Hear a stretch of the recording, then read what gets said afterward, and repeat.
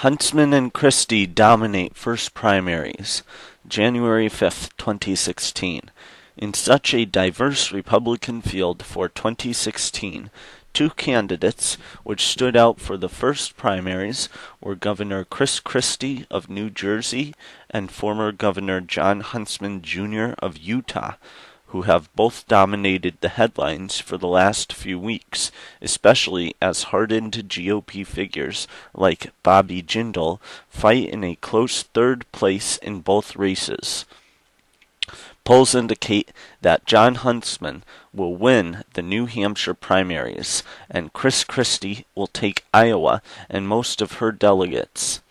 Huntsman said during a rally in Concord following his victory that America needs a president who can moderate issues between the two sides, not a president who will be single-minded and never compromise. Currently, Huntsman is ahead in the national polling for the Republican nomination with 34% support against Chris Christie's 30%. Bobby Jindal is polling at 26% nationally, while the rest is split evenly between Rand Paul through write-ins and Tim Pawlenty, who is polling highest in the Dakotas and Minnesota. O'Malley wins both primaries. Kane falls behind. January 5th, 2016.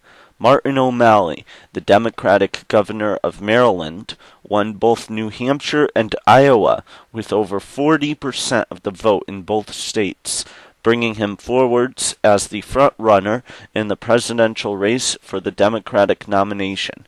O'Malley, whose main opponent is Virginia Senator and former Governor Tim Kaine, has been polling well over 10 points over his closest opponent, and with the first primaries in the South approaching soon, many candidates are dropping out of the race like flies. Following his defeat in both states, Tom Vilsack announced that he was dropping out to endorse O'Malley. CNN will be hosting a debate between O'Malley, Kaine, and Mark Warner, the remaining three candidates in the Democratic race. O'Malley is pulling ahead of Kaine in Florida, but Kaine is leading in Georgia for next week's primaries.